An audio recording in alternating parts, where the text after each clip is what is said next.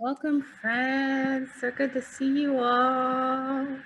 Thanks for being here. Just as we get started, we would love to take a moment and acknowledge the land that many of us are on collectively. And so would like to sort of invite that to all of us, right? So I will not read it. We will drop it in the chat box and sort of we can popcorn in, right? Since this is our shared responsibility to acknowledge the caretakers and the folks who were here before us. So Elisa is going to drop that in the chat. And so yeah, just say a line or two and then we'll make space for someone else to join in. And there will be more coming, but I'll go ahead and start. In recent years, it has become a trend to acknowledge the traditional homelands of the Indigenous peoples of a particular area through a land acknowledgement. This type of activity is designed to bring more awareness and understanding of the history of Indigenous peoples and their territories. But a land acknowledgement should also be more than that. It should be a call to rethink one's own relationship with the environment and histories of all peoples.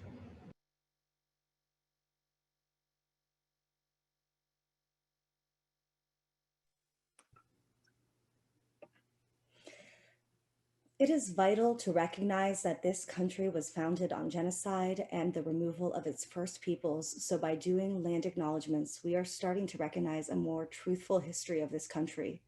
We are providing healing to the land by speaking to it and saying the names of its caretakers, our Indigenous peoples.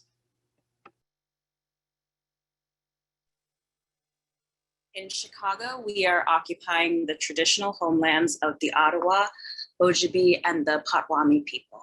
Illinois is also home of the Ho-Chunk, Miami, Anoka, Menominee, Sac, and Fox peoples. There are over 75,000 tribal members in Illinois, many living in Chicago, which is currently home to the 6th largest urban American Indian community that still practices their heritage, traditions, and care for the land and waterways. Located at the intersection of several great waterways, the land naturally became a site of travel and healing for many tribes. Since our activities in this training are shared digitally to the internet, we can also consider the legacy of colonization embedded within the technologies, structure, and ways of thinking we use every day. We are using equipment and high-speed internet not available in many Indigenous communities, and the technologies we use in art making contributes to changing climates that disproportionately affect Indigenous peoples worldwide. We can acknowledge all of this as well as our shared responsibility to make good of this time and for each of us to consider our roles in reconciliation, decolonization, and all our work together.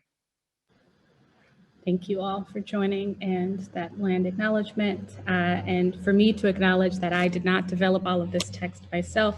That last portion specifically comes from Adrian Wong of the Spiderweb Show and other pieces of this from different organizations that I've worked with, some in Chicago and some beyond, including Free Street Theater, and Fifth House Ensemble. And also, right, a reminder that land acknowledgements are not the only way to celebrate and honor Indigenous folks, that we can support orgs and individuals with our time and our money. A couple particular ways are land taxes and giving land back, and Elisa is dropping some links in the chat, as well as a guide to transferring land from the Sustainable Economies Law Center. And then I'm just gonna keep going. Hey y'all, it's Friday. Hope you're, it's Friday afternoon. I got more coffee because I'm gonna need it. But here we are about to embark on a journey together. So grateful to have you all in this space. Before we get to intros of who we are as a facilitator cohort collective, I do also just want to talk a bit about sort of Arts Ed Shy, the convening sort of body of folks who helped to organize this training. And so it's a collective of arts administrators across the city, mostly theater orgs, but not exclusively. And really the collective was born as a response to the pandemic, right? We sort of needed to figure out ways to collectively support our teaching artists, so you all, to collectively support each other as administrators, and to really sort of problem solve challenges that were coming up as we were navigating CPS, sharing resources and best practices as we really navigated a new landscape. And so many of the folks who are in that collective are in the room today. So major props to y'all for having us here. And this training specifically sort of came out of that additional layer of the uprisings that we saw last summer, right, in the movement for Black Lives, and really trying to support our teaching artists to be able to support our students, to be able to navigate, right, sort of tensions and acts of anti-Blackness and racism in the classrooms, right, and in our organizations. And so we administered a survey to figure out what are some of those needs. And then here we are. So I also want to specifically call out Ingenuity, who has been a part of that group since its inception. And we have Courtney here from Ingenuity. And so they are helping to support by hosting us technologically, and then also with providing the resources, as this really was a sort of a grassroots collective of folks. Vanessa or anybody else want to say anything else about Arts Ed Shy before we keep moving? I don't think so. I think you did a beautiful job summarizing. Cool, thank you. Also to say that we are recording. So when we're in the large sort of group, we are recording this for other TAs and administrators to be able to access at a later time, as well as folks who signed up for the training but aren't able to sort of be here for this first portion. They'll catch up and then they'll join us for the second and third sessions. If you have an issue with that, I think probably send a direct message to Courtney. Does that feel okay? And then you can sort of track that and we can sort of navigate that on the back end. Thank you. Awesome. Okay, who are we? This is a lot of talking from me, y'all. Here we go. All right, I'm Quinn Barrett, y'all. Hey, I am a Chicago native. I use she and her pronouns. And I'm gonna talk a little bit about my history as a teaching artist and how that brings me to this work. So like I said, I'm from Chicago. I'm from the South Side. I am a theater maker, performer, director, a deviser. And before I would say even that I called myself a director, I was more interested in using theater with students. And so for the past 10 years, I have been working primarily with Black and Brown youth on the South Side, using theater of the oppressed primarily as a way to investigate our own stories, to tell our own stories in terms of healing, in terms of justice. And so that is how I started. I currently am the Associate Director of Education at the Goodman. I've been there for the past 2 years, so supporting our team there. And yeah, what brings me to this work is sort of growing up on the South Side and hearing the narratives that people told about us that weren't coming from us. And so that is really what instigated my desire to use theater in this way, in these communities in particular. And so I feel grateful that I have been able to do that, to really make that my artistic practice. And for the last couple of years have been in a theater company called For Youth Inquiry with Nick and Elisa, which brought us together. And so we devise plays for, with, and by youth around sexual health and reproductive rights. And so I'll let one of them talk a bit more about that, but that is me.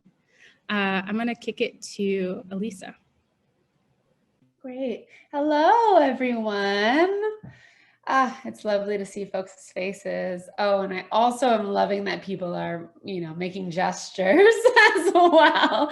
And just, seeing and celebrating ourselves as best we can in this odd digital space. My name's Elisa Vera Ramos. I use she, her pronouns. I am a director. I am a deviser. I make participatory theater. A lot of that is with FYI for Youth Inquiry, as as Quinn says, with both of them. I make a lot of theater for young audiences as well. I love TYA. And my history of teaching artist work is pretty vast. I started like even when I was an undergrad. Shout out to Purple Crayon players at Northwestern University. And so, yeah, I feel like I've just worked with young folks in theater, teaching through theater with creative drama and storytelling, and then doing theater of the oppressed work. Yeah, exploring like how, especially when we make theater for young people, how it can be, representational of their experiences and identities, how we can be teaching radical self-care practices and revolutionary thought through fun and beautiful and engaging work. So it's really exciting to be in a group of folks who do all manner of that kind of work as well. And then, I do want to say that I'm thinking of this question of like how our identities bring us to the work in terms of race and power and privilege as well. And thinking about how myself, I feel like, I'm on my own anti-racist journey. I identify as a non-Black person of color. I'm Puerto Rican. And there's a lot of stuff around like proximity to whiteness and othering and what does person of color even mean and things like that I'm just like deeply in like exploration of for myself, and then also in particular wanting through my work with FYI and at the Illinois Caucus for Adolescent Health and with young people, working really hard to specifically uplift and center and respect and love on and resource Black, trans, and queer youth and younger folks. And just like, how can I eradicate anti-Blackness in every single thing that I do, including and perhaps especially when I'm teaching or sharing a piece of art that is being experienced by folks, right? So that's what I'll say for now. And I'll kick it to Nick. Oh, so nice to hear people you love introduce themselves, right? Because we don't introduce ourselves to each other that often. And, I know who Quinn is and I know who Elisa is, but it's also nice to remember more of who you are. So, so I'm Nick, and I'm using she and her pronouns today. And I'm also really arriving super grateful to be in community with you all. It already makes me miss Chicago, which I moved from just last year. So I'm calling in from the East Bay in California, Alone land. And I'm a playwright. I'm a director, I'm a participatory theater artist, a facilitator, and a cultural strategist. And most of my work up until this point has really been rooted in the reproductive justice movement, which, as you likely know, is a movement that is led and founded by women and trans people of color. So that means I have a history of working in deep co-conspiratorship, in deep partnership, and in deep accountability to BIPOC folks. And that my work directly has been led primarily by Black women. And so I'm also arriving to this space with the embodied wisdom, the lessons, all the mentorship of the Black women who I've gotten to be in close and right relationship with that have guided me here. And I'm also arriving in an effort to be what Layla Saad calls a good ancestor, right? So that I really believe that the work of dismantling the habits of white supremacy that are alive in me and in my work, that's about healing any future generations that come through me and supporting other white folks in doing the same. And that it's also about healing my mind, right? So this is ancestral work for me as well. And it also is a deep pleasure to do with people I love a lot, which Quinn and Elisa are at the top of the list of. So that's just a little bit about who we are and what we are bringing into this space as individuals. And it's a bridge for us to share just a little bit more about what we promise to bring as a team of facilitators as well. So we'll dig into that now, yeah? The first promise that we'll make to you as a team is to bring humility forward. So as Quinn and Elisa both mentioned, we cut our collaborative teeth together in a participatory theater company called For Youth Inquiry, which really built on a body of work from Auguste Boal and Theater of the Oppressed, which, as many of you likely know, acknowledges that the people know, right? And that the wisdom that we need is actually already in this room, and that Quinn, Elisa, and I are committed to resourcing and surfacing that wisdom from you all. And in that process, really naming and being transparent about what we don't know. So that's our first promise.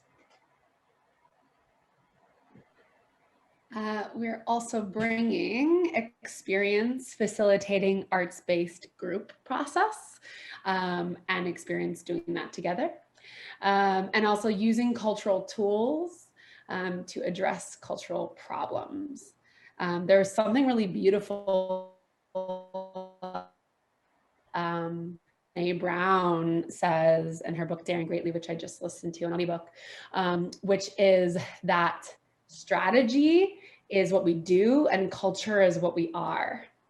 And so I thought that was really interesting, thinking about how we can use tools that are of us and that are of the things that move us and make us human to address the problems that we also have, like systemic racism as a culture.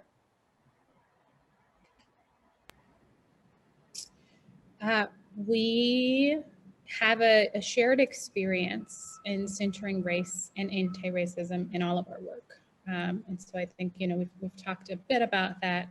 And that the three of ours shared history specifically, right, is in reproductive justice, and that reproductive justice is racial justice, right, and that all of these movements are interconnected, right, and so we continue to learn, right, from one space and bring that back into the other, and that we are committing to continuing that work. We also have a deep commitment to pleasure as a team of facilitators. So that of course comes from a lens of sex positivity in our work and all of the pleasures that our bodies want to feel when we're in community with each other. But it also comes from a kind of political leaning that we think pleasure keeps us in difficult spaces and difficult conversations for longer periods of time, that it actually creates more room for us to be able to go to the deep end with each other. And so we promise to hold a profound reverence and sincerity and seriousness about the work that we're all going to be doing together today. And we also promise to make sure that there will be space for processing, for joy, and for that level of healing as well.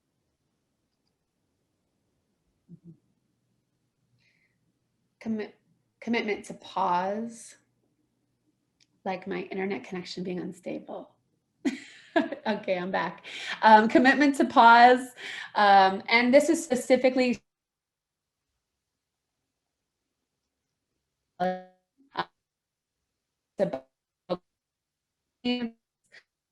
anyone wants to hear something repeated, or especially we're thinking about any incidences of harm that may happen, including by us, by the facilitators, tying in humility, that we will take the time to address it however it needs to be addressed. And we feel that it's important that we are adaptive and emergent in that way. I hope you got some of that.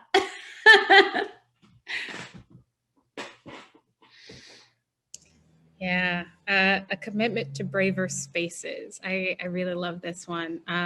What I didn't say in my intro to self is that I also am an organizer and, you know, have done groundwork in Chicago, specifically around the movement for Black Lives. And one of my learnings from that space, Christiana Ray Colon, who is an artist and organizer, it talks about the illusion of a safe space, right? That is false, that there's always the potential for harm, but that we can commit to making a space braver, right? By showing up, by doing this work, right? And so that is what we are committing to here and in our work together.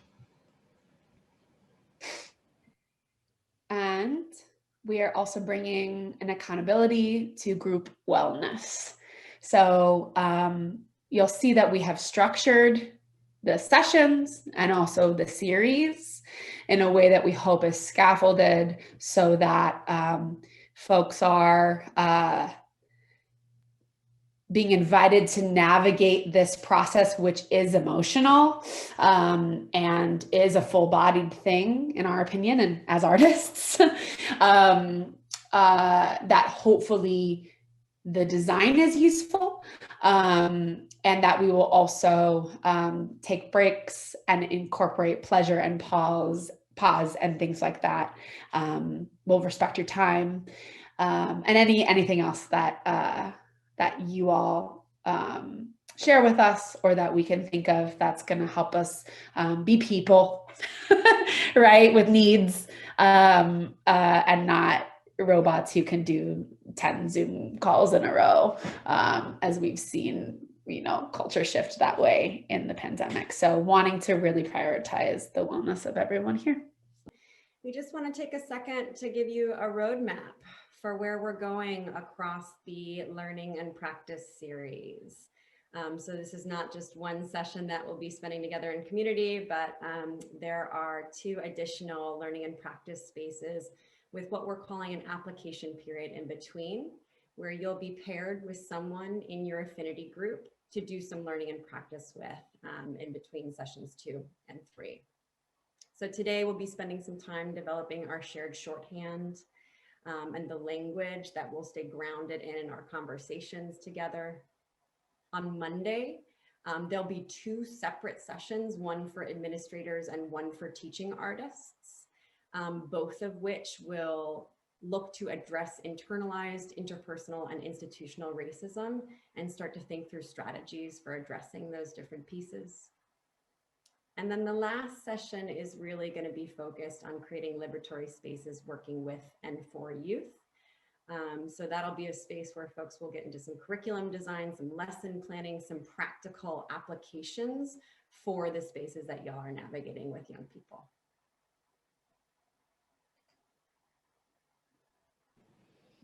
And today we've done some introductions. We'll continue to share some values, and then we're going to dig into some definitions, right? And that's really the shared space, developing the shared shorthand that Nick just mentioned, right? So that we have that sort of foundation as we move in the next 2 sessions together. And then a bit of sort of excavating around our personal identities and how it relates to this work. So that will be today. It's a jam-packed day. It's a lot of us sort of talking, but that is intentional. But, you know, obviously, like, take care, do what you need. If you have a question at any point, feel free to reach out to us. Or yeah, let us know collectively in this space.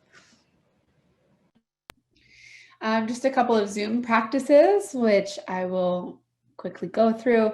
We're trusting you to manage your presence and what that looks like. It's going to be a participatory experience. We have scaffolded it many different ways in terms of making it accessible. Again, we're opening We're open to adjusting to pivoting as that makes sense for folks' accessibility. So please share or again, navigate as you like. And then we're inviting people to stay embodied, connective, and active. And of course, as Quinn said today, is talking and listening, and some pair share work, but yeah, just remember that you have a body and breath. Get at the chat, right? So we love the idea of quoting each other. If you want to uplift something that someone said that was awesome, interacting in that way, asking questions, that is one tool at our disposal.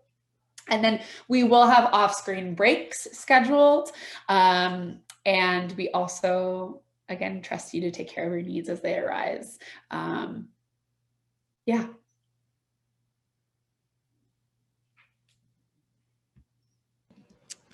Okay.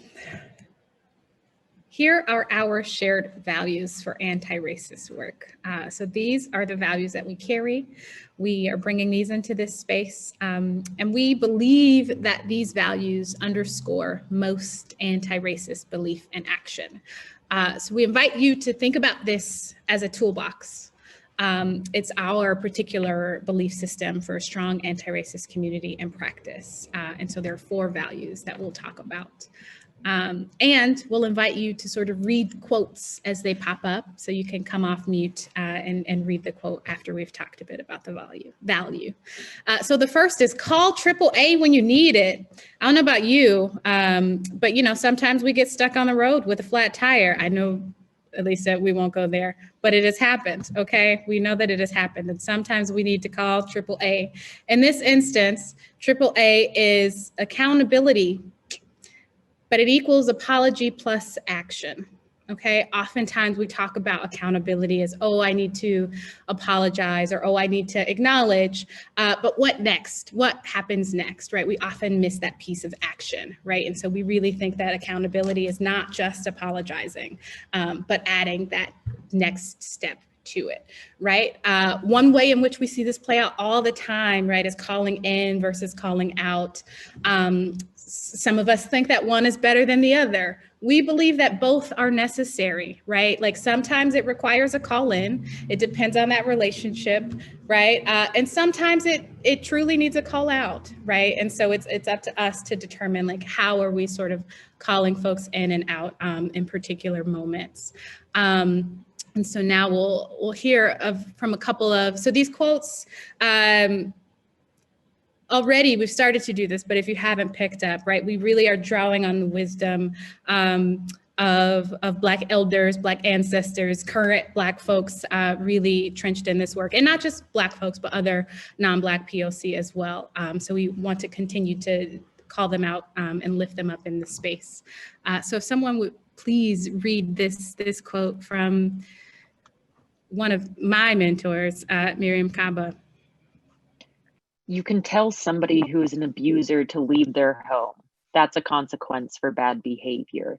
But if you make it so that the person can never have another place to live, that's a punishment because you're taking away from that person the basic things we need to live. If we are depriving people of those things, including their liberty, that's a punishment. But if we are saying to people, you did this horrible action, you're in a position of power, you've got to step down from your goddamn job, that is not punishing people. Thank you. Yes, we will share the presentation. We did not say that. Yes, yes. Okay, and then from Prentice Hemphill on boundaries. Oh, I'm so excited by this one. Okay. Boundaries are the distance at which I can love you and me simultaneously.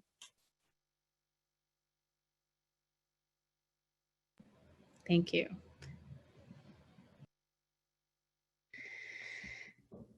All right.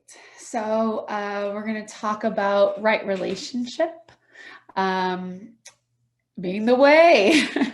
This is just a little bit of, putting a value around some of the things that Quinn was saying earlier around relationship makes a difference in terms of,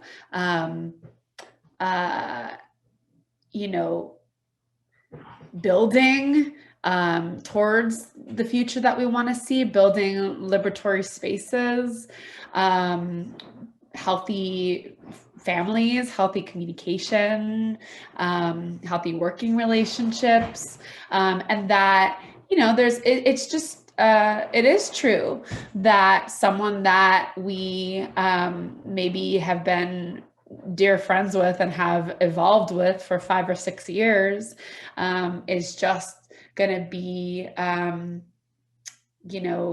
someone that maybe I at least might want to hear something fucked up about what I did from. I might be more willing or open to listening to them because I trust them already, right? And there's just some that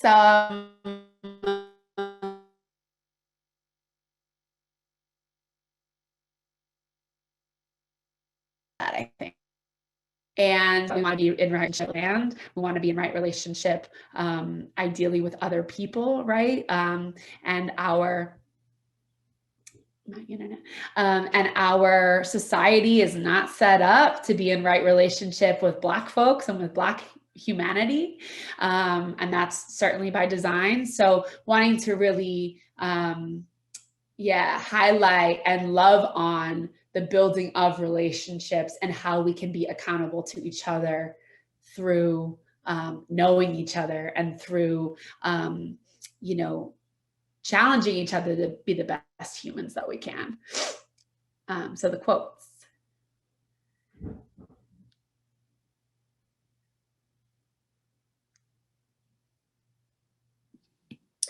When we face pain in relationships, our first response is often to sever bonds rather than to maintain commitment. To love well is the task in all meaningful relationships, not just romantic bonds. Bell hooks. Thank you. And that love does work. We are what we need. And that's our quote by Christiana Ray Colon. And we've also seen, even in the last year, the rise of the popularity of mutual aid as a great example, right? And that we have to start where we are and with the resources and relationships we already have. So that's why this training as well. Justice is what love looks like in public. Cornel West, who's awesome, by the way. Love him. Beautiful. Thank you. And so the third value that we're bringing into this space, and that also we believe is a pillar of anti-racist moving and acting, is this idea that you can't heal what you don't peel, and you can't peel what you don't feel, right? So that we are going to really consciously avoid a habit of white supremacy to over-intellectualize concepts about racism, right? And that we're gonna avoid staying in a thinking space as we get into this work together and moving into a feeling space with the acknowledgement that racism and white supremacy are experiences that have profound effects and do violence to people's bodies and lives. And that is something that is actually meant to be felt and not just thought about. And we're also being intentional about creating affinity spaces for folks to be able to access our full range of feelings without triggering each other.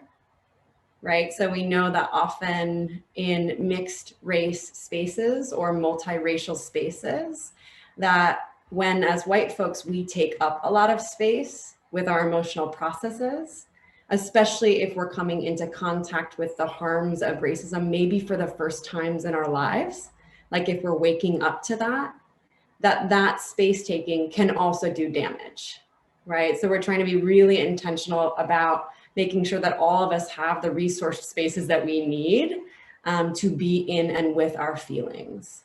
Yeah. So we'll hear from some other great thinkers on this, the first of which is a hero of mine, Resmaa Menakem.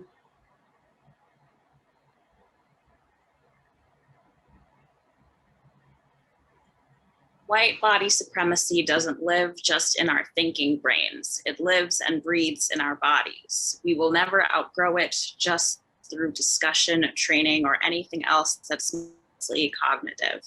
Instead, we need to look to the body and to the embodied experience of trauma. Thanks, Jasmine. Yeah, so that also speaks to the fact that we will be working with some somatic tools and tools of embodiment as we move forward in our learning and practice together to make sure that we don't keep everything from the neck up, but also process with our full selves. Yeah. And one more here. Exhaustion will not create liberation. Rest is a meticulous love practice. Practice daily. Mm-hmm. Yes, from the brilliant revolutionary work of the NAP ministry. If y'all don't know Trissa Hersey and the NAP ministry, you're doing something wrong. Go follow now. Our next value here is centering the Black radical imagination. And this for me, I mean, there's a lot, right? And so we're already trying to do this, right? But really thinking about this work and our collective work and our practice as building off of folks who decades ago, for whom it was dangerous to be, right? And that really they are the reason, because they imagined, because they dared to speak, that we are here because of them, right? So thinking about the Combahee River Collective and to name specifically, right, that these are Black queer women, Black lesbians, right, who like talked about this and got us to this point. And so also thinking, right, if we center the Black queer femme, the Black queer trans person, which is and they were socialist, who, if we center those, by centering those identities, right, we may find all of us free. And so that we center them specifically in this work and that dreaming space, right? Abolition, and I will say this, right? I am an abolitionist. Abolition is the work of imagination, right? And even if we think about slavery abolition, that's what it was, right? It was a practice, an exercise in imagination. And as theater makers, as cultural workers, those are our tools, right? And so that this is really where we are. And so wanting to ground that. And so here are some of the folks who have brought us to this space.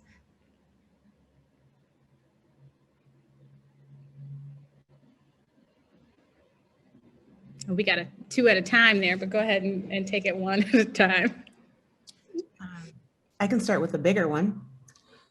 If Black women were free, it would mean that everyone else would have to be free, since our freedom would necessitate the destruction of all the systems of oppression. And that's the Combahee River Collective.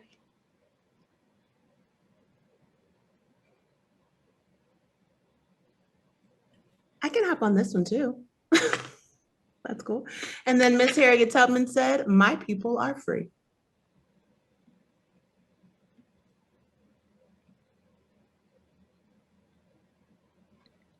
We are in an imagination battle.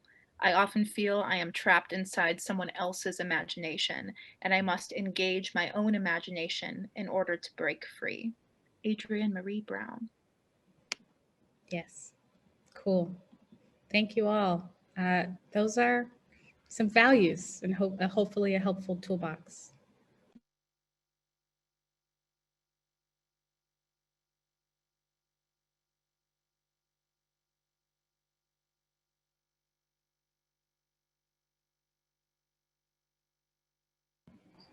Elisa, you're unmuted. You're on mute. We can't hear you. You can't hear me through.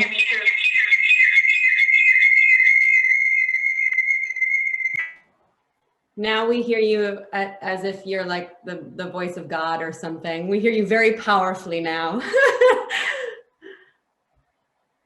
I was trying to call in, but I don't know if it's working. It sounded okay just then. Okay, I'm gonna try to mess with my internet in a minute. Can you hear me right now? Thank you. Okay, I would like to breathe first and root literally to take our cue from this GIF. Put your feet on the ground if that feels comfy to you, or, you know, just feel your body resting where you are.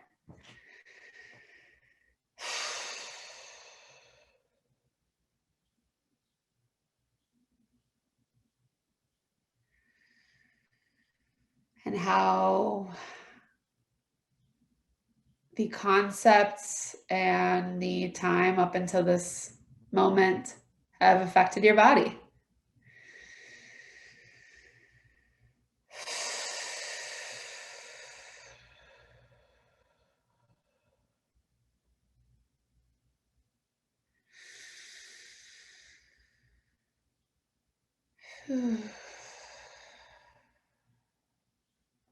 And I'm going to invite folks to do a light jaw massage, if that feels good.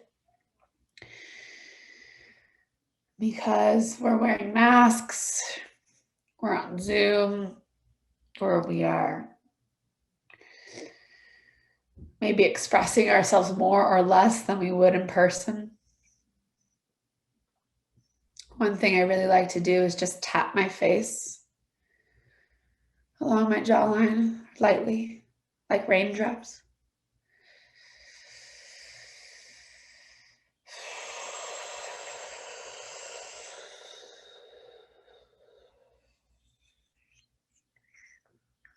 Give yourself some warmth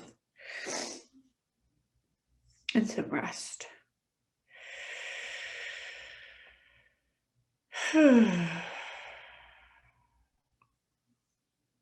Thank you.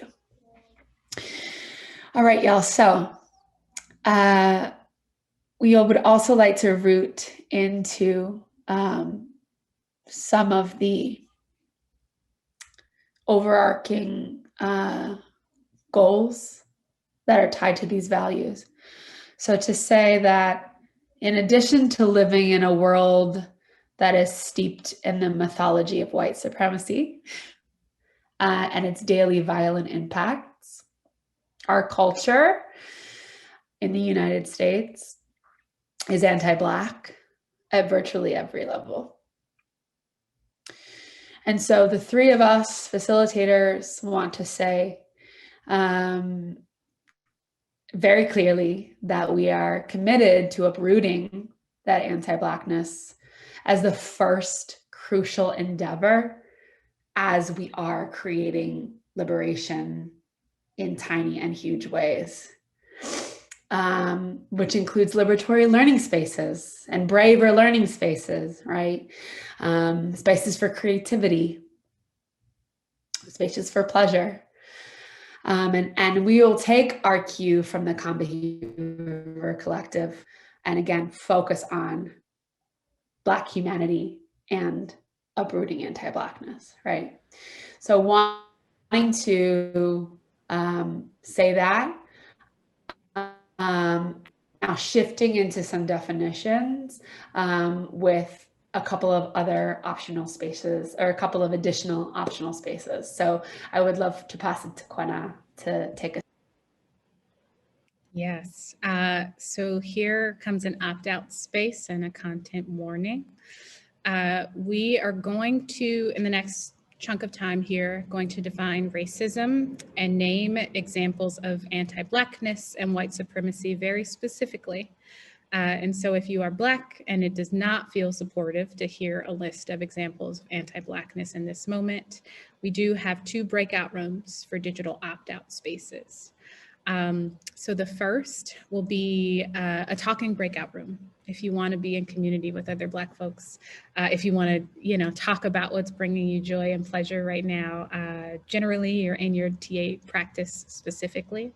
And then the second will be a self-guided space where we invite you to sort of reflect, do something that feels good to you, sort of in a solo journey. And so the invitation now is, if that is interesting to you, if you want to opt out and into one of those breakout spaces, you can either name yourself 1. Oh, I said that wrong. I did it wrong. So 1, if you want the solo breakout. 2, if you want the talking breakout. So that's an opt-out space if you want to opt out of either of those. And then we'll bring you back into this room once we finish those definitions. So we'll just take a moment for that.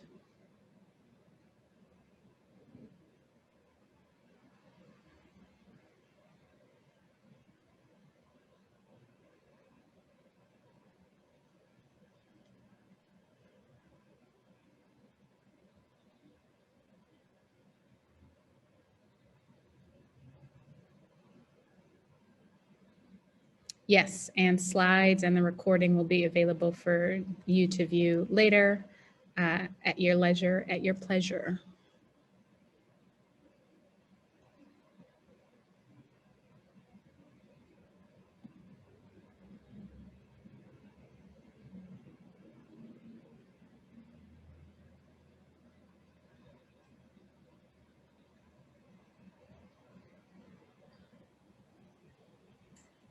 Okay, I'm going to open the breakout rooms now. I believe I've gotten everybody in there who's renamed. And if I missed you and you want in a breakout room, you can also opt in yourself at the bottom. Yeah. So 1 again is solo. 2 is if you want to be in community. Okay, all up in the rooms.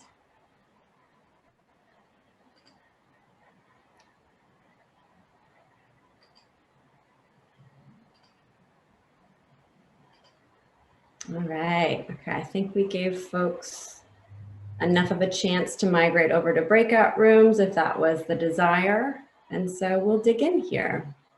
So again, Elisa already mentioned this, but we're just going to encourage folks to stay open to these concepts from a kind of embodied level and try to avoid looking at the definitions that we're going to share from a wordsmithing place, or a place that kind of picks apart the syntax or what we're offering. This is really just in an effort to give us a shared shorthand in language as we get into practice space with each other. So we know that we need some definitions so that we can stay on a common page. And we know that there are many, many, many different ways to talk about and to name racism, white supremacy, and anti-Blackness. So this is our offer for getting on the same page. So we'll begin with this definition of racism, which is a system of advantage and oppression based on race. Race, right, which is it's a human invented concept. So that really the myth of race itself was invented to create a system that could uphold it, where some folks in the United States and in many places across the globe, that includes white people, are profoundly advantaged. And then BIPOC folks in the United States and many places across the globe are disadvantaged or oppressed. And that racism is really, it's this system that sets a roadmap for organizing society based on dominance and subordination. And we want to be really clear that while racism is a systemic infection, virus, violence, it is also something that is upheld by people, right? So that people create institutions and institutions create systems. And so in this space, we really believe and hold the fact that all of us in many different ways and on many persistent levels uphold racism in interpersonal dynamics and in community. So that's our first definition for our shared shorthand. The second here is white supremacy, which denotes a system of structural and societal racism which privileges white people over others, regardless of the presence or the absence of racial hatred. White racial advantages occur at both a collective and an individual level. And so we know that certainly white folks can perpetuate white dominant culture, but people of color can also perpetuate those habits. And so we'll talk more about that specifically on day 2 when we get further into the habits of white supremacy culture. And then just to add in here that white folks in particular are trained our entire lives to uphold whiteness and at all costs, right? So that the promise of the advantages or the benefits of white supremacy to white people keeps us in a space often of centering whiteness in all the communities that we move through, and of opting into white spaces and white privilege whenever we can. And so, you know, one example might look like white folks who are poor aligning with wealthier white folks when they might align for more organizing capacity with poorer people of color, right? That's one example. Another might look like this idea of wanting diversity in the spaces that white folks shape and share, but then not actually being willing to give up our proverbial seat at the table, right? Or give up on leadership roles. Or of asking the question, why isn't this space diverse when it has been architected by white folks, right? So those are just a few examples.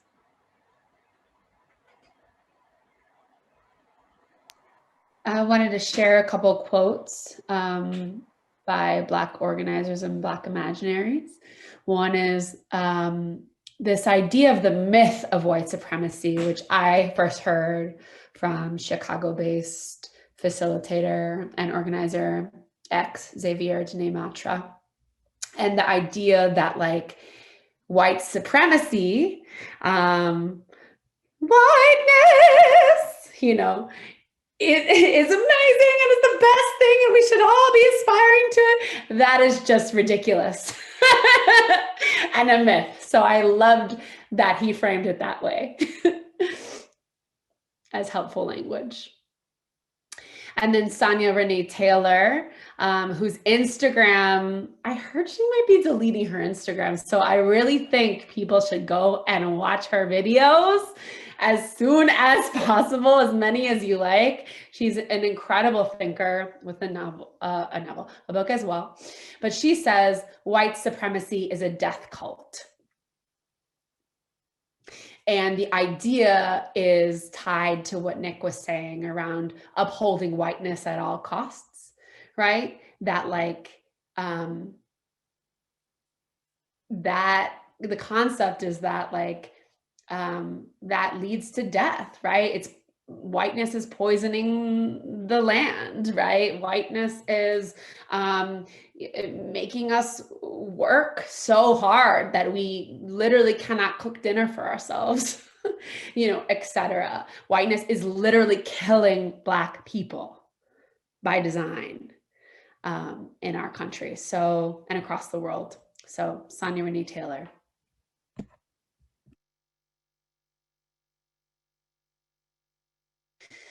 Great, so I will go into our third concept that we want to highlight, which is global anti-Blackness.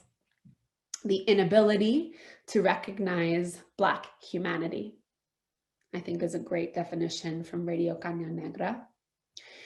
Black Latinx women.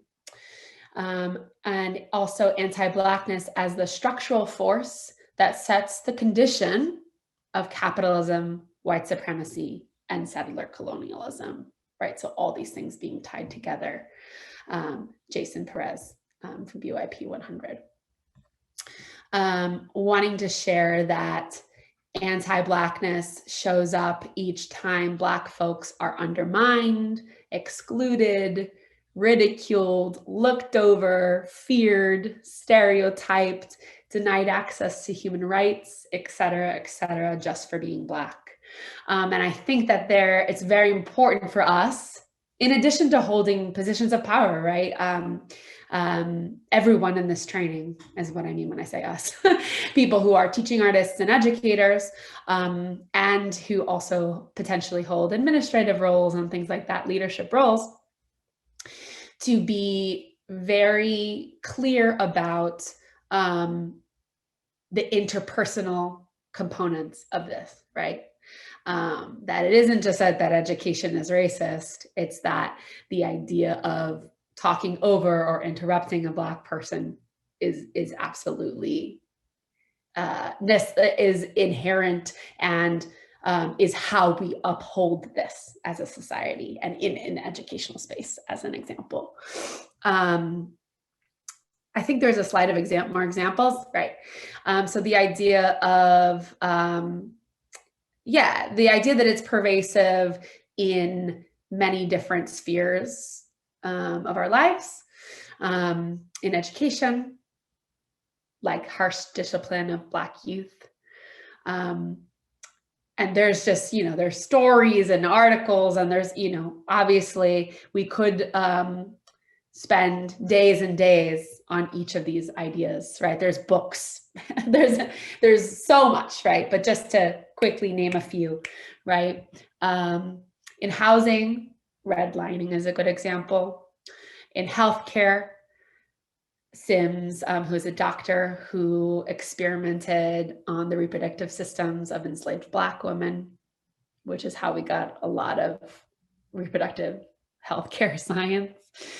In food access, food deserts being an example. In media, blackface, of course, being an example. And I put this one up here because I think it's helpful to name that shows like Lovecraft Country, which is about which is Black futurism, arguably, is engaging in blackface and darkening a lighter skinned Black woman for a role in that show. So pervasive.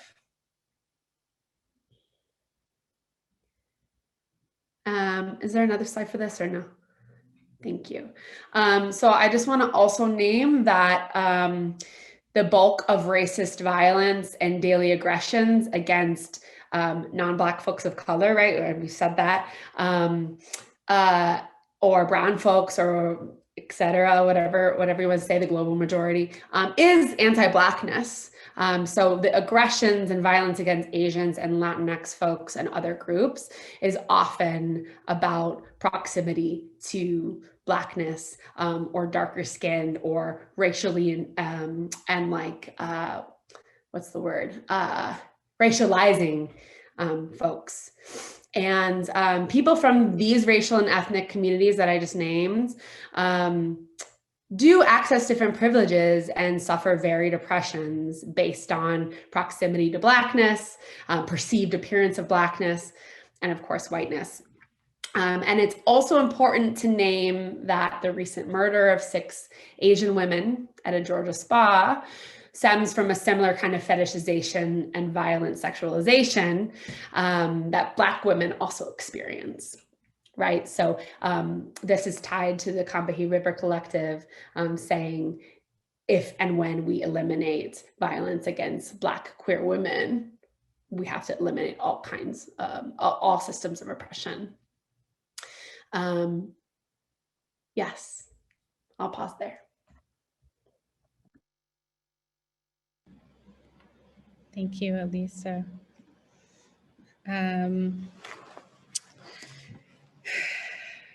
I would like to invite a breath before we continue on. And I know Nick will invite the friends back.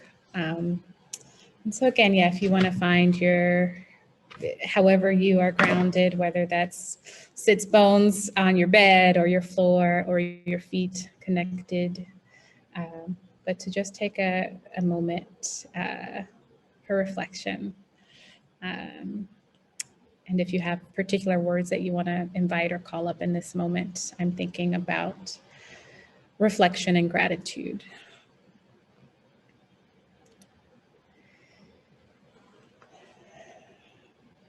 And then however feels good to you, sort of breathe at your own pace, but maybe inviting to think about three breaths.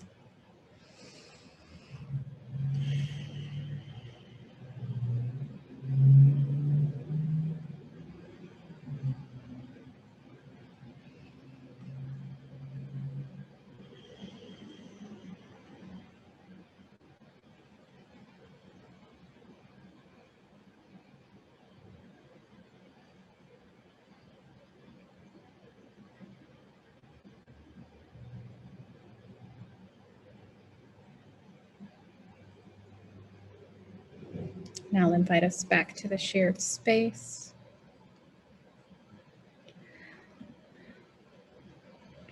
So that gets to be a lot of content. It can be, right?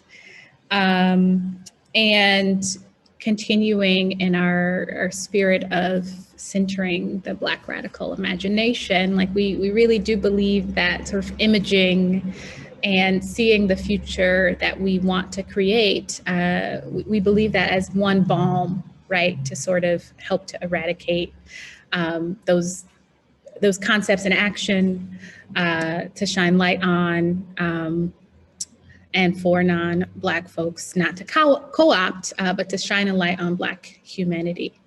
And so we would like to take a moment to do some collective imaging here.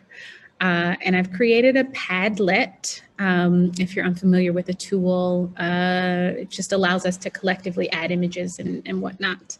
And so the invitation here is, in the spirit of Black joy, to share an image or a video or experience of Black joy or of building Black futures into that space. And so we'll also take a pause, about a 5-minute bio break.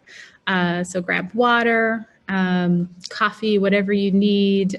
We're almost at the end of our time today, but in that 5 minutes to do what you need for yourself, but also to think about this and what you might add in our shared space together. All right, so we're gonna do a little bit of getting into the personal identity work, and then we'll end up closing with some of this being an assignment for you to think about in between now and Monday. Light assignment. It's, nobody's getting graded. But tying, right, our sort of the work that we need to do personally to continue to eradicate anti-Blackness, tying this back to our values and our goals, right, to dismantle that, to dismantle white supremacy. And so this is important because, right, I believe that we have to investigate our own identities, perceptions, and experiences, and how we move about the world through those lenses to help disrupt the acts of anti-Blackness that may show up in our own actions and behaviors, often unawares, right? And that we have to be very intentional about that, about tracking that, about noticing when it comes up. And then to think specifically about our work as educators and practitioners, that we might consider this, there's this term called reflexivity, right? And that we are consciously aware and cognizant of our actions. Part of that is what we call praxis, and this is a cycle, right? So that there's an action, and then there's an observation of that action, then we reflect, and then we react, right? And thinking here specifically that reaction points to change. And so to shorten that a bit, right? Like we do something, we notice what happens because of that, we reflect on that, and then we react, and we want to get to the space of reacting. And so just again, thinking that constant self-reflection is necessary to continue to engage in this work. And so we're going to look at an identity wheel here. And then, so looking at this wheel, we just want you to think about two things. Firstly, what is an identity or two that you think about a lot? And then after you've considered that, we want to invite you to think about an identity you rarely think about, and to consider why that might be. And if you get to this point where you want to process this, to sort of think about that time when an identity you rarely think about came into light related to your teaching artist or admin work, your work as an arts administrator. But before that, just really sort of look at the wheel and identify which of these are very present for you and which are less so.